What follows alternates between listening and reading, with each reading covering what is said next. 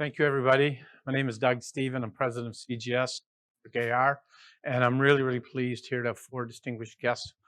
We'll be having some great talk about XR adoption in the marketplace. I've got Don Miller, Mike Braaten, I've got Matt Shellenberger, and I got Murali Nathan.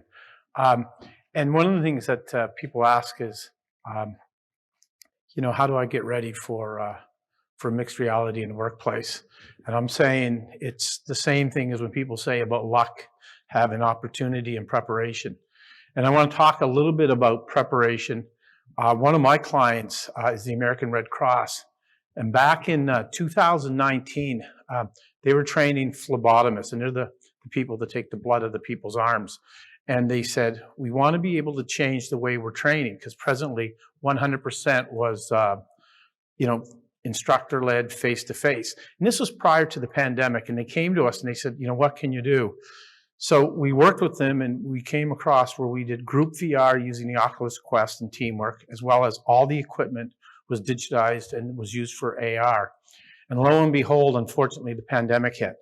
And because of the preparation and the opportunity, they did not miss a beat. And over the past year and a half, they have trained almost close to 7,000 phlebotomists over each taking 6-week periods using mixed reality. So the question is, I'm going to answer it, is it's going to happen in your workplace.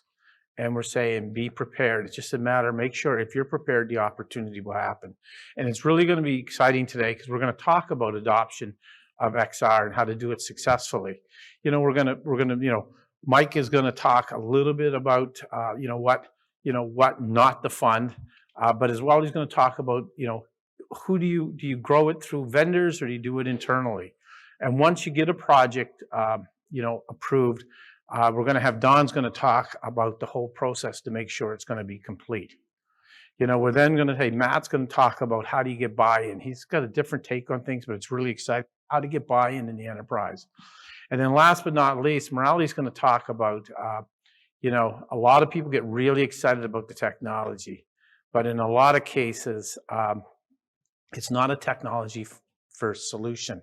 You have to look at other factors. So hopefully by the time you come out of this, you'll be really pleased with some really good salient points that you can take back to the workplace and get yourself ready for the onslaught that's going to happen. But before we start, I thought it might be best, I'm going to take a seat in the middle, and we're going to have Dawn talk a little bit about herself and where her company AmerisourceBergen plays in it, and then Mike's going to talk about Johnson & Johnson, and then we're going to American Energy Power from Matt, and then Murali's going to talk about what him and Avery Dennison's going to do. So without further ado, Dawn. Thank you, Doug. Hello, everyone. I am Dawn Miller from AmerisourceBergen. We always say AmerisourceBergen is probably one of the largest companies that you've never heard of. We are a global organization, thank you, that spans across the healthcare supply chain. We provide products and business solutions to help patients and providers obtain access to care. I am within the IT area, and I oversee and lead a team of solutions analysts, developers, and product designs. And we are there to build solutions that are innovative, but keeping a lean mindset in place. I'd say AmerisourceBergen, we probably started our interest and discovery into the mixed realities maybe about 3 or 4 years ago, 2019. As many of you at that point, we were hearing the hype of mixed reality and extended reality, augmented reality, virtual reality, and then it became a reality to us. What does all this mean? What's the difference? So we started to explore with a proof of concept. And we identified an area within the organization, where do we want to create efficiencies and where do we want to start? And we thought we'd start internally with our associates. So we headed down, Mike, who's in our audience today, and our product design lead headed out to a distribution center, put on a hard hat because we were in a distribution center, put on a 360 camera on his forehead, a selfie stick, and went to work. So we created 360 videos, tied that to a 360 video virtual reality experience. and deployed and learned from a proof of concept. From that, we quickly said, there are different forms of virtual reality that are out here. What can we do and how can we take this further? So we moved on to building an in-house solution, which we deployed in 2020. And then we also took a seat at the table as a consultant for an external vendor who built out a different training solution for our groups. Well, thank you very much. Mike? Yeah, so I'm Michael Braaten from Johnson & Johnson. I'm a senior technology engineer in the mainly what I've done for the last 25 years is support CAC systems, 3D printing, VR, et cetera. Really, my group's method and mission is to get that CAD data that's already been created for many, many years out and into collaborative methods. And one of those, of course, is XR. So we're really trying to reuse instead of recreating all these assets from scratch. We want to reuse the CAD data that's already existing and leverage that throughout the organization. And so XR is a great opportunity for that, whether it be in education, whether it be field service, whether it be those types of things. And then we also get involved with some field service applications as well, and partner close with several vendors on doing that as well. So there's a lot of groups in J&J working on different VR solutions around the enterprise for different use cases. And it's very interesting to see it changes every day. It's It's exciting. Thank you. Matt? I'm Matt Shellenberger. I'm a staff engineer with American Electric Power. American Electric Power, we're a vertically integrated electric utility, so that means we have a generation of various types, transmission and distribution, and all the other ancillary things that go along with that. So my group specifically is called Distribution Engineering Best Practices. So we support the engineering design tools used across the enterprise with all our operating companies and our designers. We have about 1,000 users that do design across the corporation. So we support them both from a software perspective and a training perspective, and getting new technology into their hands. So some of the things we've done with AR, VR, XR at AEP include probably starting off really with transmission substation design using the HoloLens and collaboration. We'll talk about that a little bit later. So we've done some I'll call it precision AR. I know in the earlier panel talked about the repeatability of seeing the same thing in the same place in a space, right? So more an internal or an inside type of reality of visualization. So we tend to be outside, at least the users that I deal with. So we're out visiting customers, showing them what facilities are going to look like. And it doesn't turn out too good if you show the customer that their pole in the yard's going to be here, and then you come back like a day later and the pole's like, no, it's over here. That doesn't work so well because people would be kind of ticked off if we did that. So we're using some of Trimble's technology, so high precision GPS tied in with the AR core. I probably got that wrong, AR core or AR kit with Android. And so we're using that as well. And then in the VR space, really around training. So we've done fire extinguisher training, motor control center training, which is more a generation thing. And then I'm part of subcommittee 5 for the National Electrical Safety Code. So if you don't know what that is the rule generally, except in the state of California, that most utilities have to abide by. So it's clearances, strengths, all those kind of engineering-ish things. And so we're working to train a session in VR for getting people more familiar with the National Electrical Safety Code from a clearance perspective, and really bring in an emotional context to that training so that people understand the impact of clearances and what can happen on the very bad side if people don't have sufficient clearance from our facilities. We're going to talk about that a little bit Yeah. later, right? Murali? Hello, everyone. Happy to be here, and thanks for joining me in the panel. Really honored to be here. My name is Murali Nathan. I'm part of Avery, Dennison. I am also part of our Digital Innovation Center of Excellence.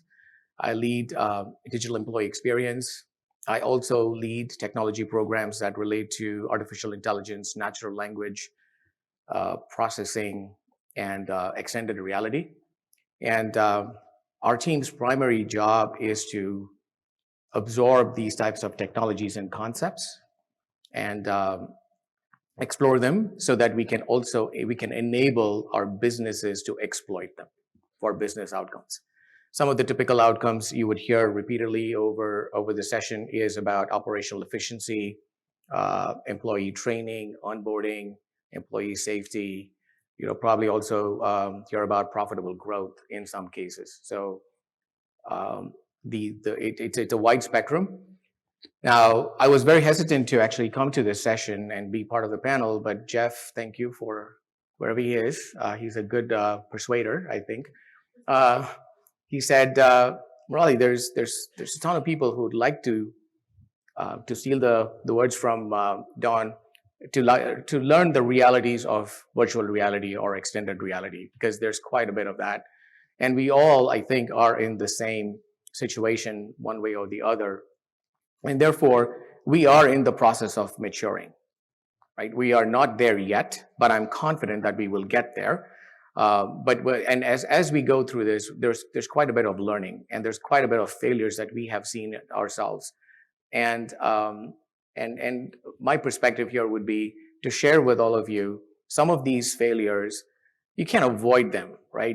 Just by coming to a session, going to a class, reading a book, you can't become a pro. You can't avoid them, but you'd be able to better manage them and better manage expectations. And I hope that is the value that I can actually provide by being here. Well, thank you very much. So we want to be able to adopt XR into the environment. What's the one thing you shouldn't say? So the one thing I think that you shouldn't say is, wouldn't it be cool if we could insert whatever I have here? So you're just seen a lot of people come with ideas about, I just want to do this. This VR stuff is cool, or XR stuff is cool. I want to do this, and I think it'd be really great to take this thing and into XR. But that's probably, if that's your pitch, unless you're Steve Jobs or the CEO of the company, that's probably not how you want to start your pitch. And so, Mike, I know you had mentioned that in the create some surgeon training, and you said sometimes the path of least resistance sometimes might be to go outside and bring in a vendor versus in-house. Can you talk a little bit about that? Because like, people are wrestling, which way do they bring it all in-house, or especially for the path to success for the first couple, if you could talk a little bit. Yeah, sure. First, I'll defer to the AR developers on my team here internally to say that it is important to have that IP and to do that development work internally, for sure. Especially in our industry and in industries that are dealing with regulation, like the FDA or DOT or DOD, et cetera. It's hard to find a vendor that knows how to kind of traverse those requirements. But the thing is, they do that development day in and day out. They know how to do that development, and they're probably doing a lot more of it than you are, because you're spending a bulk of your time doing those types of regulatory things. So there's definitely some advantage to having them come in. And I like to refer to a concept called the naive expert. And it's not saying that vendor is naive and they don't know anything, but they may not know that much about your industry. You're the expert. You're the one that knows the industry. And so if you can bring someone in likewise that knows XR and can be of real help to you, you can really kind of work together collaboratively, let them concentrate on what they're strengths and you concentrate on yours. To me, we found some real successes in that way. It's really good to hear. And Don, so once you get this project approved, I know your love is passions for process and analysts. What are the steps that everybody should be looking for to make sure that once a project starts, that it's going to be successful? Yeah, I'd say surprisingly start at the end.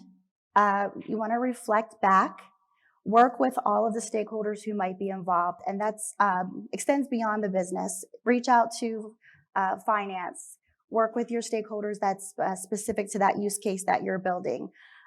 Bring in your testing teams, bring in your analyst from IT. It's a joint effort. You want to make sure that you're reflecting back and taking a look where there are opportunities to kind of increase productivity, efficiencies. You want to reduce time. We all want to reduce costs. So take a look at that. I would say start there to make sure that you're not ending up with a bunch of rework because you weren't sure of what you're trying to solve for. A lot of times, pulling in the data as well is critical. You want to know what you're working with. What are you working towards? What are you trying to grow and change so that you can set those key performance indicators so that you know that the solution that you spent the time and money and had resources work on is successful. Thank you very much. Sure. So Matt, tell me a little bit about getting buy-in. And I know, sometimes what you're dealing with, especially with high-powered electricity, buy-in, unfortunately, can be made pretty quick. So if you can talk a little bit about that. Yeah, so if there's anybody that's familiar with House Bill 4150 in Texas, they'll know the story of maybe why that exists these days. Is there was a I think it was a distribution line in eastern Texas, not on our system, but here regardless, that was too low. The water level in the lake, or the impoundment of water, was high. There were some Boy Scouts out in a sailboat, and the sailboat got into the power line, and all 3 of those Boy Scouts are now dead, which is really unfortunate. So bringing that into the mix, along with any other, situations, getting inadvertent contact with the product that we produce is never usually a good thing. So clearances are a huge importance, both to us and the public at large. Safety should be number one anytime that we're doing our work and that we're constructing our facilities, correct? So, when I thought about getting the clearance training into VR, really one of the goals was to bring that emotional context into the training. And so when I talked to our lawyers about how much, we have in lawsuits and things that come up, and some of the other use cases, it was a pretty easy for me to sell, as far as myself and understanding, the not just the human impact, but the cost impact as well, because that's part of a business case, of course, unfortunately sometimes. But getting that going, getting people believing, why we need to do this training. And then part of the training in general, to me, is I want to bring that emotional impact to the people that are going to take this training. So we have a lot of line workers. If you've ever worked on a line crew, which I did when I was going to school, they're tough guys. They have a hard emotional edge on them. So you got to find a way to break through a little bit. So that's why I want to bring emotion into the training. We're going to have characters within the training that don't, they get hurt, but they get up. And we want to bring people in that have been deposed in lawsuits and show people how kind of uncomfortable that activity is. So that's kind of the approach we're doing for the VR training around the National Electrical Safety Code. But I think you can all agree it's an important thing that we train everybody up on, right? Yeah, and Matt, I think the thing is, especially for a lot of the organizations here, there is going to be compliance issues. Yeah. There's going to be a quantitative price that you're going to pay if you don't meet it. And so if you work back from there, as Don says, to find out what that cost is, and you take a look at the fees to be able to build a certain project, pretty quickly you can get to the right ROI very quickly. And the cost of doing the project is not cheap. We're building a lot of scenarios, a lot of scenes, a lot of animation, but it's all really to drive that emotional impact, right? And without some of those scenes and some of those more real life interactions, you don't get the driving point. Thank you. And talking about safety, I know everybody gets all excited. Like, we're going to be walking through the exhibitor hall and we're going to be seeing all the greatest toys. And a lot of people are going to say we're going to have that, and that's going to be part of our, our repertoire for building mixed reality. But Murali's got a different take on things about maybe you should not take the technology first. So Murali, can you talk a little bit about that? Yeah, thank you, Doug.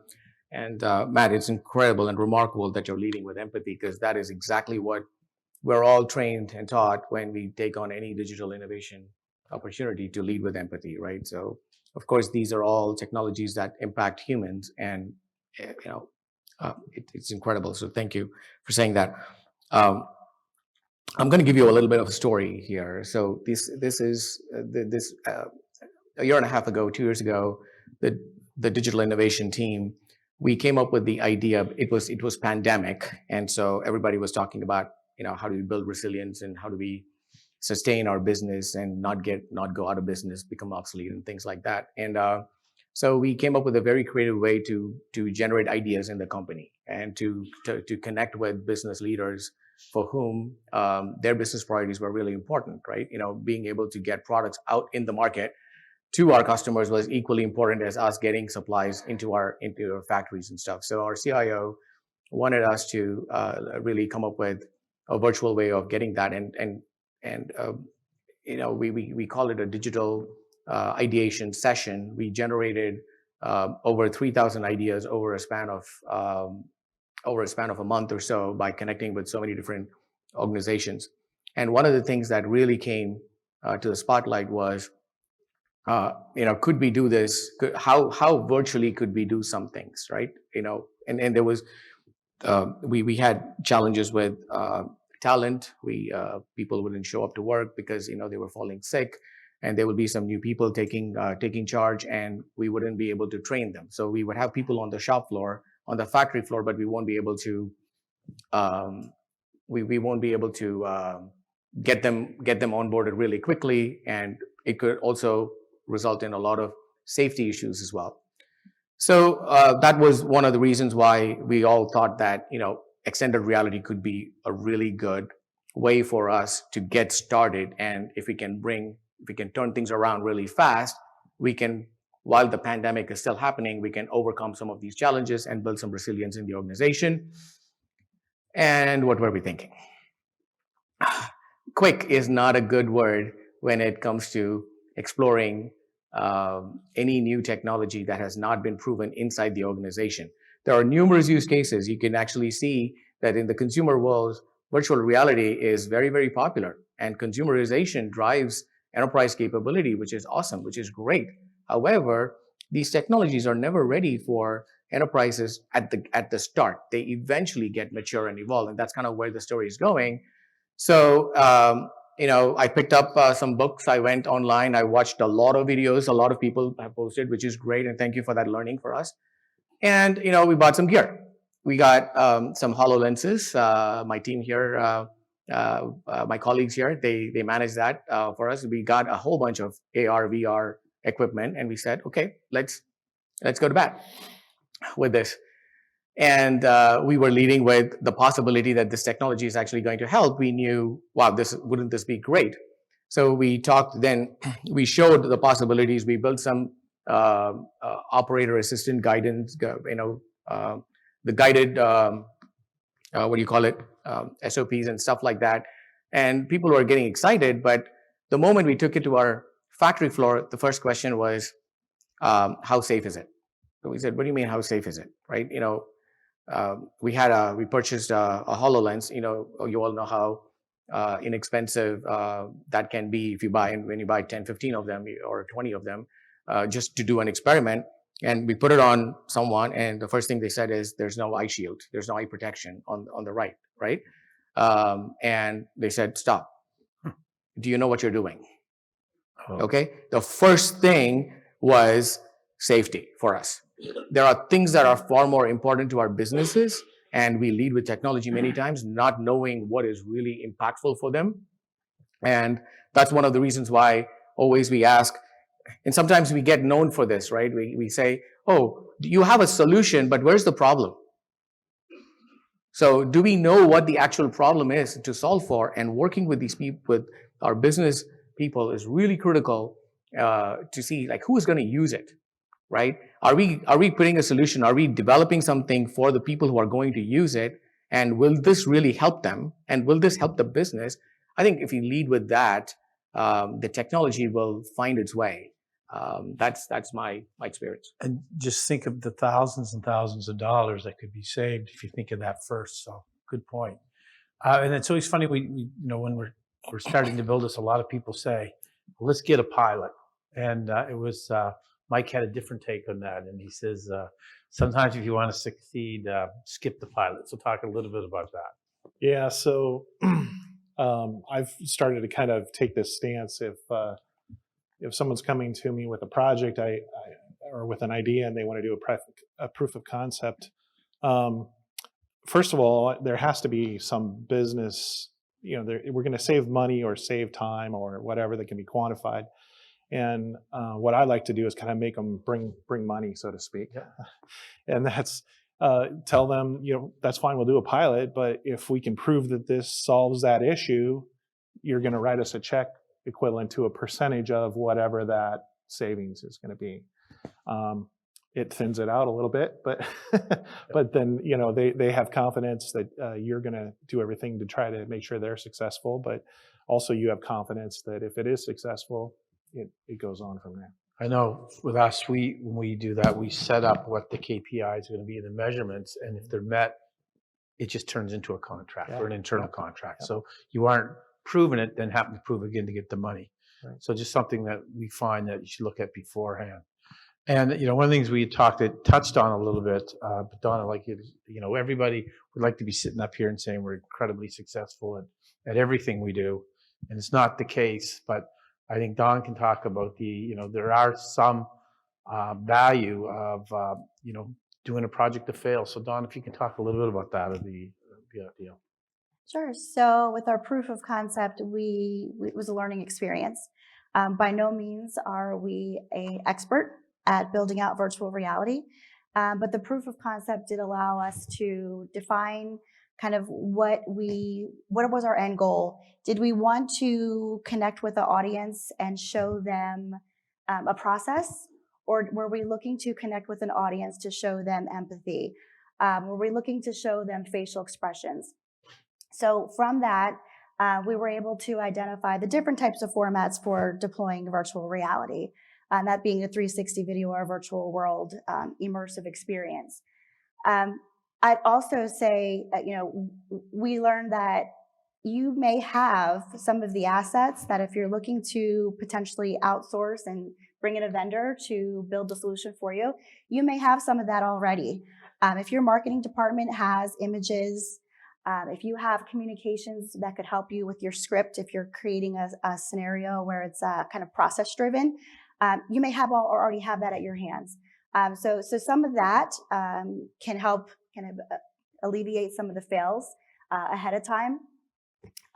One area that we really, I'd say we learned from was in looking at both a 360 video experience and looking at a virtual world. We realized quickly that when we were able to show our associates what happens when a child is not able to receive their insulin or a child's not able to receive their medication, that particular solution shows all of our associates what the healthcare journey looks like from a patient's perspective, how that product goes from the request of the patient back to them and kind of helps to alleviate their illness and keep their care.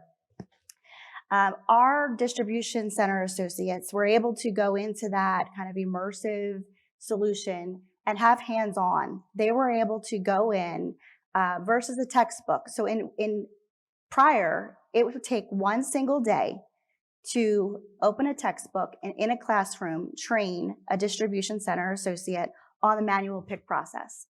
We're able to cut that back to one single hour and give them the experience to have the on-hand interaction within the end-to-end journey of the supply chain. So that there shows us kind of where we may have learned from a POC, taking it to an actual solution that we built in-house. Having a consultant seat, as I mentioned earlier, has given us the opportunity to be able to understand what the experts are doing. But as one of my co-panelists had mentioned, it's critical to be a part of that. You may not want someone else writing your script for you or telling you your story on your behalf. As we are working in that industry or working in that every day to take care of our patients, we know what the script should be. So I would say that's another kind of fail-proof way to be involved. Write your script, contribute to it, and have all parties at the table. Thank you. But I think what's important here is as you're thinking about your project, just don't think of it as one project. I think I like the idea you're saying, Don. Create a journey Yeah. that has multiple endpoints, and then just do a minimal viable on the first one. Measure it, make changes, and once you get accepted, you've got a journey you can go to. But I think we've also heard, especially with Matt and Don, is that in a lot of cases the empathy side of things that are just really important on when we look at these things to build. But on the other side of the emotion, Matt, I'm just going to jump around. And Mike, you'd mentioned to me about it's got to be fun. Yeah, it's more around the innovation side and the exploration side. I think to a degree, to be innovative, you need to take some time and have a little fun with the technology and understand what its capabilities are. And I think there was some mention this morning about how the consumer side has really driven the technology because it's so well adopted. But I think also as you do have fun with the technology and learn about its capabilities, it gives you an opportunity to say, hey, well, you know what, I might be able to put that in. How might that particular thing benefit me in an enterprise type situation? And the other thing I think that fun helps us do is to be just innovative at the core. That's how we learn.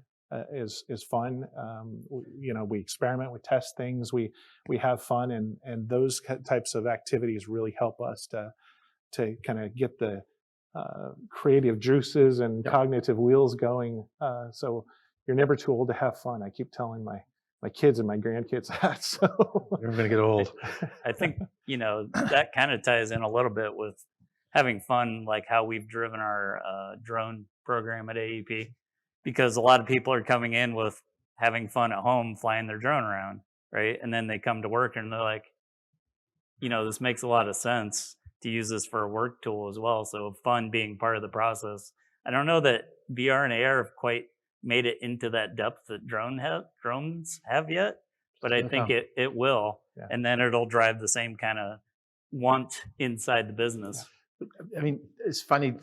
I think two panels, or the first panel before us, had mentioned the enjoyment of putting on the $5 Google Glass, the cardboard glass, and seeing something the first time was just so eye-opening, and you start your juices going. But Murali's company is doing something a little bit different. They've got is it called Inspiration Studios? And I think that takes it even a step further. So you can talk a little bit about that. It'd be great. Yeah, that's great. Who doesn't want to have fun, right? That one of the things that keeps me going, that wakes me up in the morning, is these gadgets and the infinite possibilities, what we can do with it. The thing is, we've heard this. This is not about us trying to bring technology into the company. This is about the company wanting to leverage technology in the ways that it could be possible and beneficial for whatever gains they want, right? So the real question is, when I started, and my team would attest to this, is I struggled with virtual reality, and I'm technically savvy a little bit, I think, but I found it extremely difficult to really get on board with virtual reality. Okay, then I said, again, empathy-wise, I put myself in those shoes and said, if I am going to struggle with this, then potentially other people are going to struggle in so many different ways, and everyone has their own perspective and their job to do, so they're all going to look at it from that point of view. So the very first experience that the very first demonstration of this was in a webinar, and also in another conference, and somebody asked a question. I related the virtual reality to like a Video Player One. I realized Video Player One is such a great movie and fun and all of that, but not a good example to talk about in some cases, because the question they asked was, are humans going to become extinct? Right? So then I said, wow, what did I just convey? Did I convey to people that, we're going to be in an impoverished world, and everybody is going to get their kicks out of playing in virtual reality? So this is a huge problem everywhere, and the lack of understanding and the comprehension of what this technology or this space can do is a real problem. And how do we solve this? So when I had to show to our business leaders, what this technology can do, I did not do demonstrations. I did not do videos, but I created a virtual reality experience. I shipped them all virtual reality headsets, and I invited them into an experience and immersed them into it. And whatever videos I wanted to show, I picked on YouTube. I mean, I didn't create any of those videos, but it was very helpful that some of them posted the possibilities of virtual reality and how they're using it for customer service or empathy or whatever it is. Even Johnson & Johnson had some videos there, showed that inside virtual reality, and now I got their head spinning. So what this actually really means is that extended reality and virtual reality should not be taught. It needs to be learned. Simple as that. So now how can we enable that learning is the question. So now, so that led me to believe that, okay, we probably should set up in our company, and this is an idea that has been well received, and hopefully next year I'd be able to stand these things up, is in our strategic work locations, we establish what is called an inspiration studio. Okay, and this is an XR inspiration studio. And just like in I like the Apple Store concept where, you have their tables of these technologies being displayed and everybody can go and play with it and spend hours and hours and they can learn how to figure it out. And kids just love it there, right? They explore. And then there's also they have apps like Sketch and stuff where people can create and they, it produces, inspires their creativity. That's exactly what we want to do, right? Be able to set up a whole space. Now I have to talk to facilities if they will give me that kind of space, put tables in there, put different kinds of AR, VR headsets, have a table where people can just learn and explore. If you're brand new to augmented reality and virtual reality, you learn and explore, put on these things, and there'll be some courses or some guided tours that will help you learn. And then there could be the next one that talks about how Avery Dennison is applying these technologies for our outcomes and how it is helping our people. So really show them that there is support in the organization. What better way is, there's no better way than actually showing that our company is supporting this. Although it is much small at this point in time, we're hoping that that will grow. And this will also probably motivate them to grow. So that is the second aisle, And then the third one could be for the creators, right? And for the people who are technical, who don't mind writing a piece of code or who don't mind taking some of their objects and playing with it and spending some time and innovating with it. So, and maybe there might be a fourth table eventually, and maybe the concept will spread. I think the technology itself has a lot of potential, but inspiring people to learn, to adopt, and to create are going to be three important things that we all will need to do. And that's kind of what I thought the Inspiration Studio would be. That's a good idea. So Matt, from your perspective, how are you measuring success? I mean, you've been doing this for quite a bit, and what are your key measurements that you look at? Yeah, so I think one of the things that we learned early on with any of our deployments of technology, we started doing high precision GPS like 20 something years ago. Wow. Is start small, but start in production. I think kind of to Mike's point is don't do a pilot, do production work. Like see if it actually proves itself out. And that's what we did back then. And then we scaled slowly over time and people heard about the technology and they were excited about it. Kind of similar with this, although I think the pandemic didn't help us out too much, is we started out with the hardware as far as one of my projects. And, we had some great meetings. We got people excited. And then we weren't really to the point that we needed to be to scale. And that's always a challenge as well, is to make sure that you're ready to scale. I'd say now we're actually ready to scale. And now that the pandemic's kind of, rolled back at least a little bit or a lot, we can get out there, we can do the training, we can get people excited again. And I really like the idea about having an innovation station where we can do that. We have tons of different offices across the 11 states. But, I think from metrics that we get from the headsets, from our learning management system, I don't know that really tells the story to me. if we see better designs out of substation, if we see, people understanding the importance of clearances, if we see, if there's a fire and somebody knows how to pull the pin on the fire extinguisher and grab the right fire extinguisher. I mean, to me, the proof is in the pudding. For some of our solutions that we're going out and visualizing rights of way with our transmission lines and trying to identify places where maybe there's a sag problem where the wire sags too much under a high loading condition and maybe it's going to touch a tree, which is bad. We don't want that to happen. The line might trip out. The ability for somebody to visualize that with a model of that actual design, because you can't see it on a 70-degree day, right? We go out there and you're like, oh, it's a nice day. Look, oh, it looks great. Well, that's not design condition. Design condition, generally, you can only see in a model.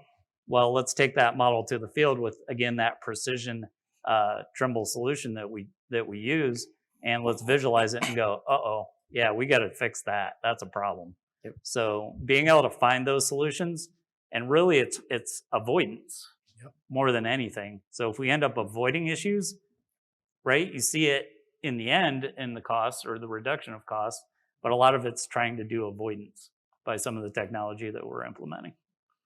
Okay, thank you. So I know we had a number of questions that came in through the app. So Don, one of the questions that was asked, what ways have you been able to beat the resistance of company culture for XR implementation?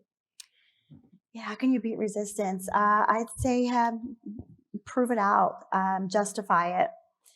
Taking a look at, so the example I gave earlier with moving from a single day of training down to a single hour, when doing the numbers, that's going to save us about $160,000 plus annually from moving from an onboarding in classroom to a virtual environment. So bringing that, being able to bring that environment into your associates or your customers' place versus having to send them out is definitely one way to prove and kind of to beat the resistance. Thank you. I think too, I want to add, Sure. We talked a little bit about the innovation center. We've done something similar at J&J. We now have an XR innovation center. And I think that's another way to address that point is to have, see, one thing you show is that the organization is supporting it. Yeah. The other thing is you give them an opportunity to see what it's all about. And so I think that goes a long way to adoption as well. Just want to add that. Cool. I'm going to ask you another question then. Oh, okay. How's that? Sure.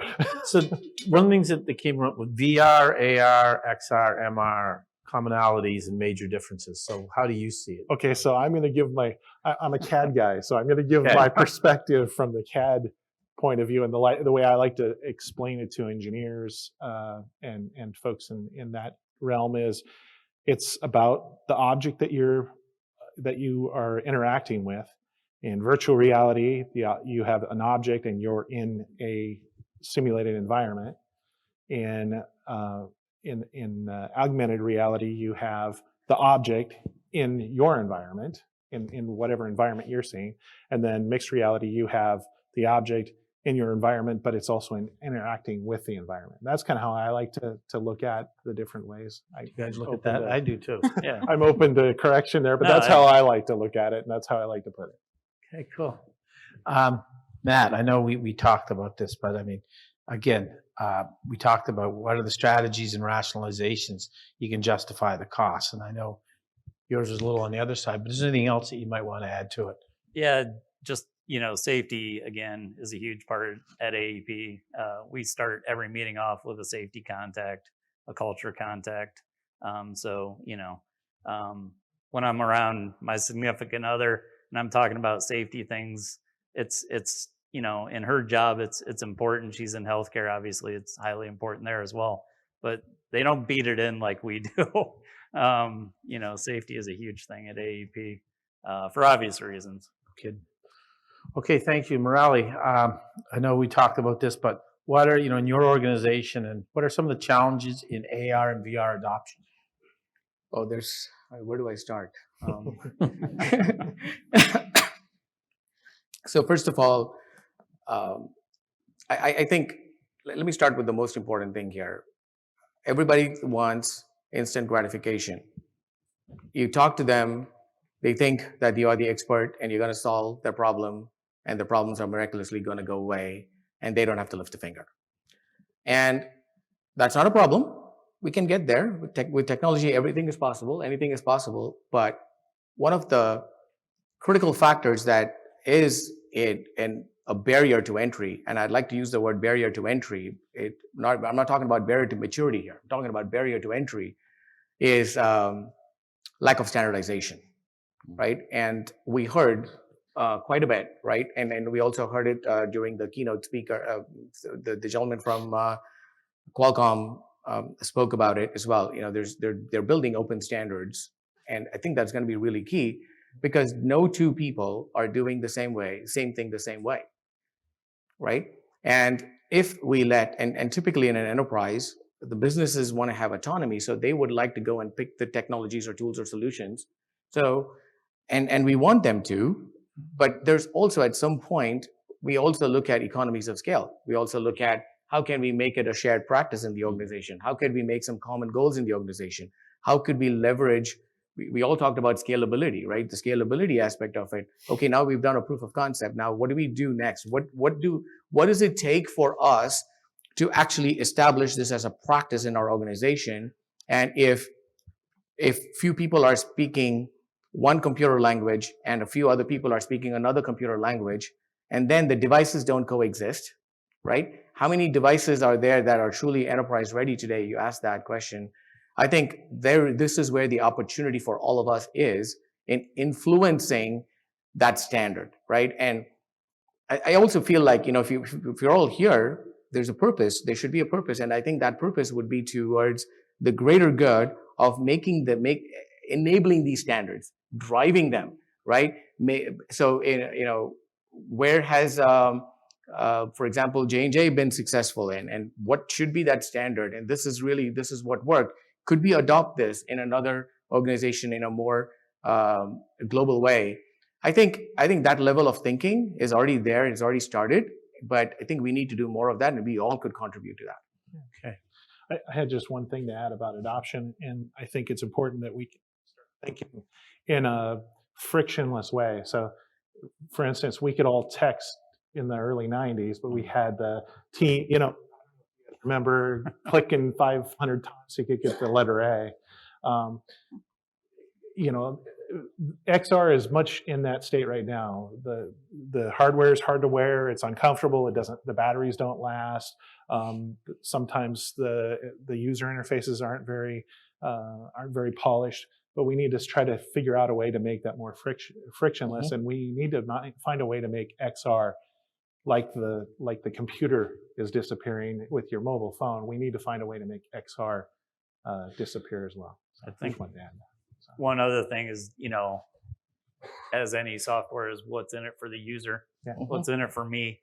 You know, when we were doing our training on the sight vision solution, one of the guys is like, you know, I get tons of questions about where's that area light or that security light going to shine in my backyard.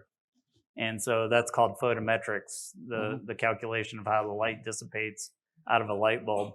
And so just, you know, those guys getting ideas and going, hey, what if? Yep. And this would save me a lot of like back and forth with this customer to tell them how the light's going to shine in their backyard. Is it a hard thing to do? Not really.